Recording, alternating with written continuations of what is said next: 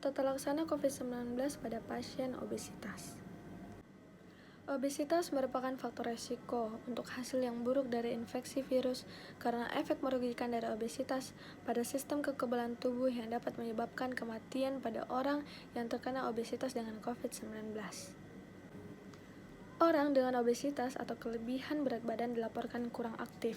Selain itu, selama pandemi COVID-19 ini, pusat kesehatan masyarakat, pusat kebugaran, kolam renang, dan taman telah ditutup oleh undang-undang di banyak negara sebagai bagian dari strategi karantina mereka. Perubahan dalam makanan dan lingkungan sosial ini juga mungkin telah berkontribusi pada peningkatan berat badan pada orang dengan obesitas dan juga pada populasi umum. Selain usia tua, merokok, dan CVD, dan juga DM yang mendasari, obesitas dianggap sebagai faktor risiko COVID-19. Beberapa faktor dapat mempengaruhi hubungan antara COVID-19 dan obesitas. Penelitian telah melaporkan bahwa sistem kekebalan sering dikompromikan pada orang dengan obesitas dan COVID-19 mempengaruhi sistem kekebalan tubuh, dan hubungan ini juga dapat memperburuk komplikasi obesitas.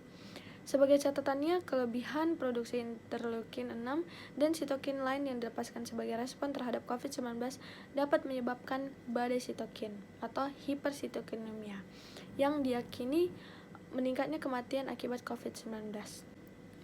COVID-19 juga dapat berkembang menjadi penyakit pernapasan parah dan hipoksia yang dapat membuat orang menjadi tidak bergerak dan bertambah berat badannya.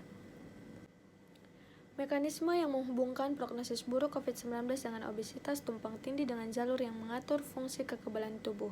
Obesitas menyebabkan keadaan peradangan kronis tingkat rendah yang berhubungan dengan infiltrasi sel inflamasi ke jaringan adiposa dalam kondisi kelebihan gizi. Orang dengan obesitas telah mengubah respon imun bawaan dan adaptif, yang ditandai dengan keadaan peradangan kronis dan tingkat rendah dan konsentrasi leptin proinflamasi yang lebih tinggi dalam sirkulasi dan konsentrasi adiponektin antiinflamasi yang lebih rendah.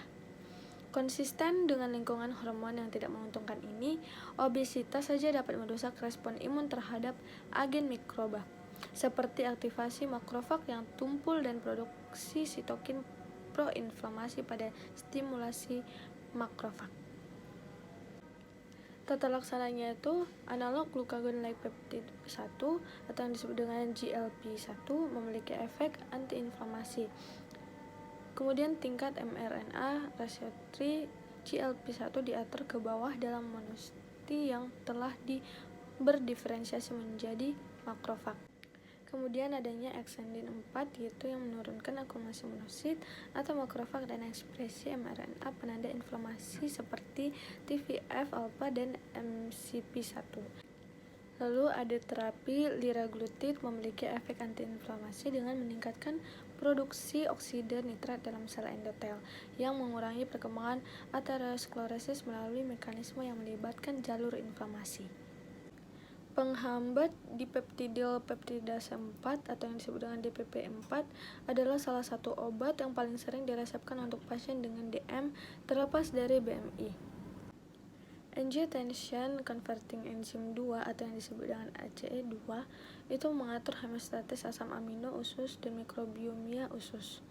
Kemudian ACE2 di epitel pernapasan berfungsi sebagai pintu masuk utama SARS-CoV-2.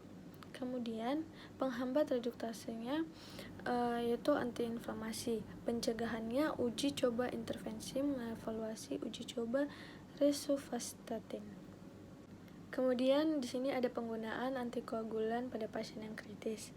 Dari dosis penyesuaiannya diberikan yang standar yaitu ada enoxaparin 40 mg itu diberikan 2 kali sehari subkutan atau UVH 7500 unit 3 kali sehari subkutan. Kemudian adanya obes yang lebih dari 120 kg atau BMI-nya di atas 35, maka diberikan enoxaparin 0,5 mg per kilogram 2 kali sehari subkutan, dan dosisnya ini maksimal 100 mg 2 kali sehari. Kemudian dilihat dari berat badan yang kurang dari 60 kg diberikan enoxaparin 30 mg 2 kali sehari subkutan, Kemudian indikasinya yaitu penderita obesitas harus menjaga gaya hidup yang sehat dan berolahraga teratur untuk menjaga kekebalan tubuh. Lalu makan sehat untuk memperkuat sistem kekebalan dan mengurangi peradangan. Kemudian orang dengan obesitas yang mengalami gejala seperti batuk, dahak, demam, atau peningkatan kadar glukosa darah secara tiba-tiba harus segera berkonsultasi dengan dokter. Kemudian memastikan pasien tidak berhenti menggunakan agen anti-obesitas terutama analog GLP-1. Kemudian obat yang akan diberikan yaitu penghambat statin dan ACE atau reseptor angiotensin. Baik, terima kasih.